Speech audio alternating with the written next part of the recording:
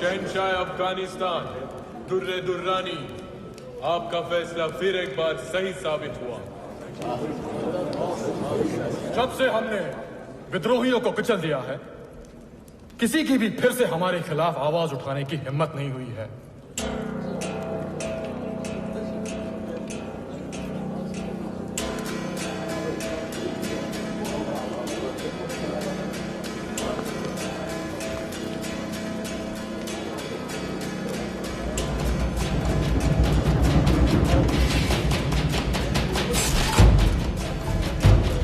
लेकिन फिर भी जरूरी यह है कि हमें चौकन्ना रहना चाहिए।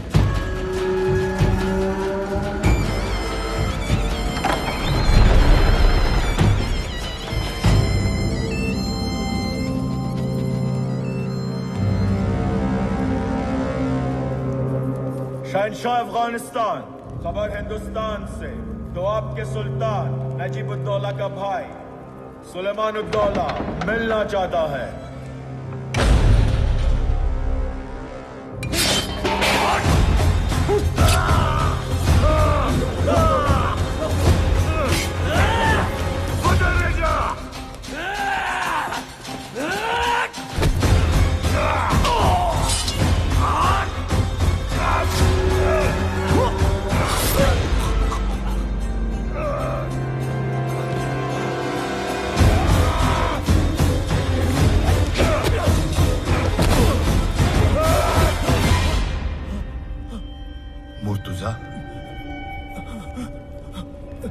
साथ में खेले हैं, साथ में बड़े हुए। मेरी मौत की नीलामी किसके लिए? इसके लिए?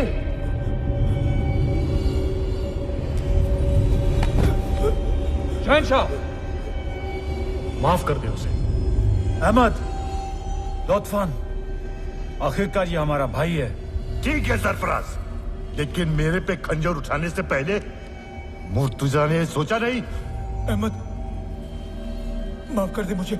तुझे नहीं मालूम कि ये मोर का तख्त और ये कोहिनूर बड़ी मशक्कत से पाया जाता है, छीनने से नहीं मिलता। नादिर शाह ने छीनने की कोशिश की, लेकिन ऊपर वाले ने उसकी जिंदगी छीन लिया। मैंने मेहनत करके नादिर से पाया है इसे, लेकिन मैं तुझे ऐसे ही दे देता हूं। क्या चाहिए तुझे? कोहिनूर? हाँ, मैं तुझे कोहिनूर देता हूं। नहीं, नहीं, हेमंत नहीं।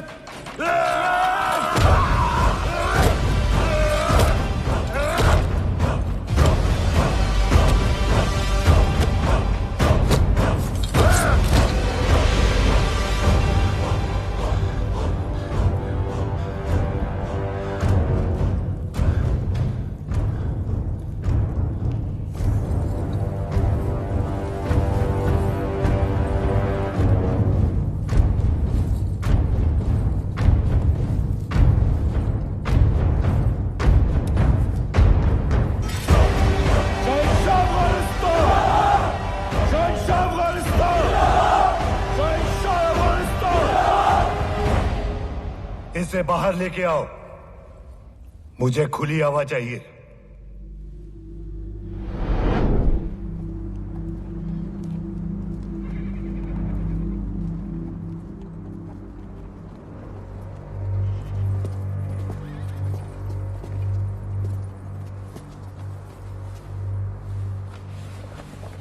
अलीजा, पिछली बार मराठे अटक पहुंचे थे, अब कहीं कंधार न पहुंच जाएं।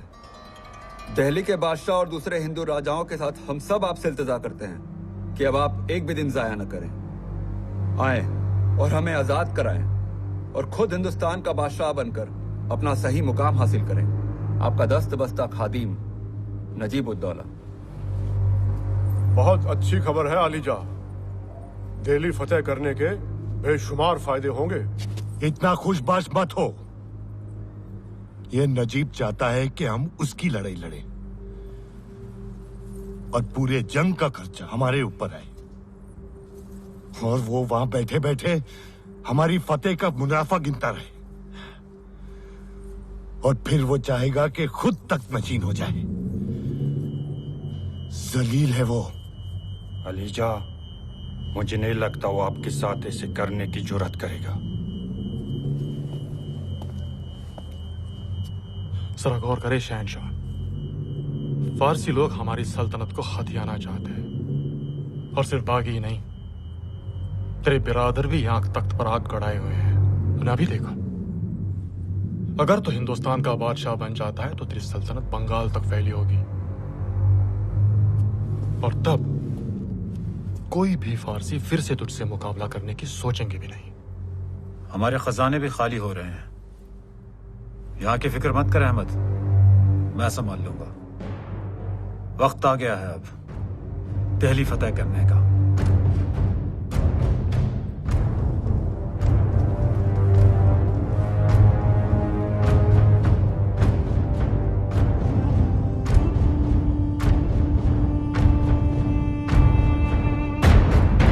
चलो हिंदुस्तान।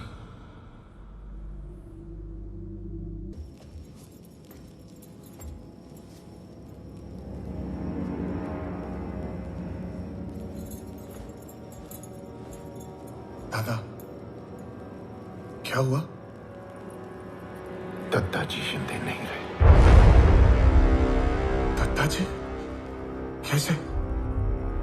नजीबुद्दौला। वो नजीब से चौथ की रकम लेने गए थे, तब उसने उन्हें धोखे से मार दिया।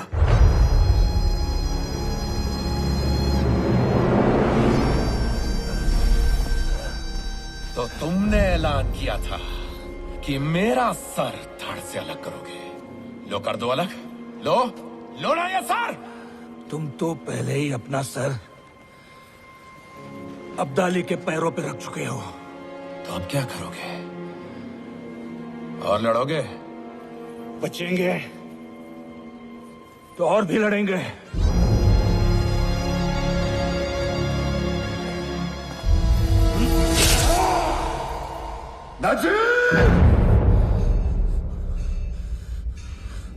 लेकिन नजीब में इतनी हिम्मत कैसे आई कि वो एक मराठा सरदार को मार सके? क्योंकि उसने अहमद शाह अब्दाली से हाथ मिलाया है। अहमद शाह अब्दाली? सभी मंत्री और सेनापतियों को अभी इसी समय गणेश दरबार में बुलाया जाए।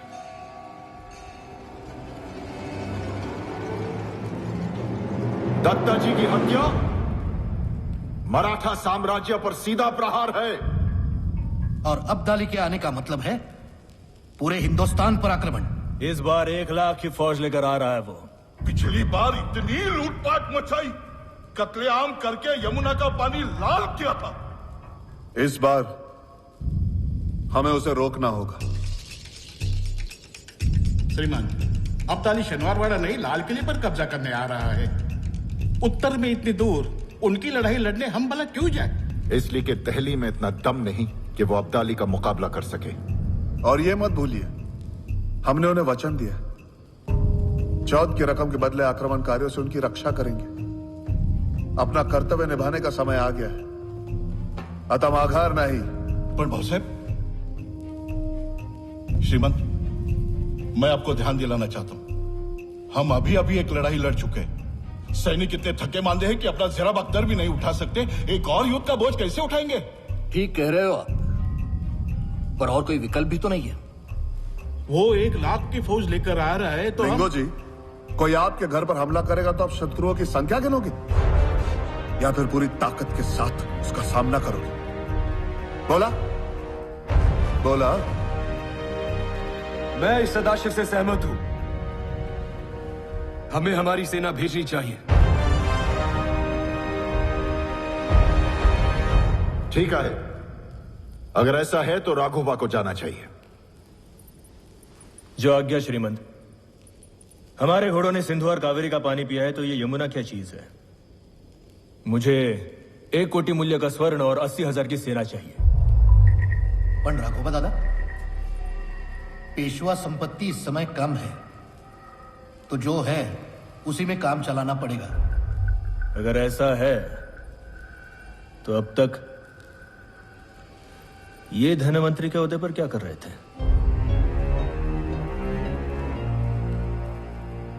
राघोबा, आपने अटक का किला भले ही जीता, लेकिन आप कर्जे के बोझ के साथ लौटे थे।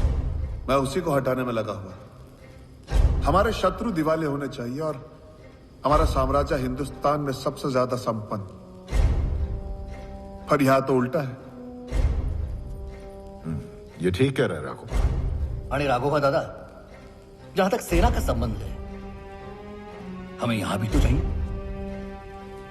दिल्ली बचाने के चक्कर में हम पुणे को दांव पर नहीं लगा सकते। इसलिए आपको 40,000 की सेना ही मिल पाएगी। 40,000? बस इतनी सी?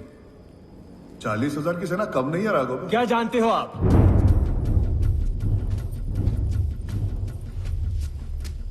क्या जानते हो आप उत्तर दिशा के बारे में?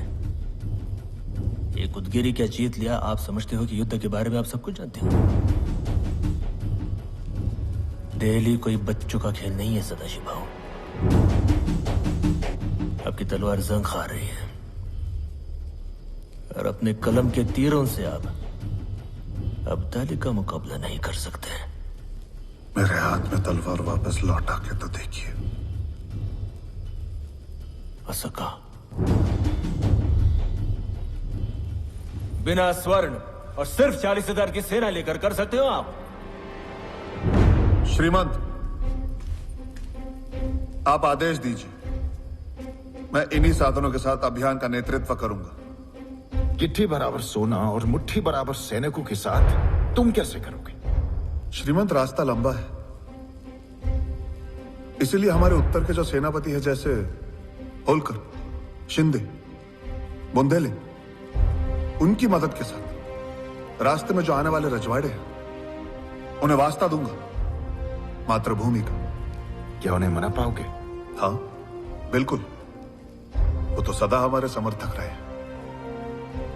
और जब अब्दाली से सामना होगा तो एक संयुक्त बलशाली विराट हिंदुस्तान सेना देखकर वो भाग खड़ा होगा। और अगर वो वहीं खड़ा रहा तो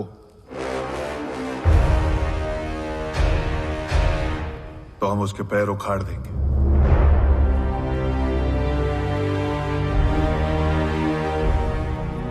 निर्णय हो गया।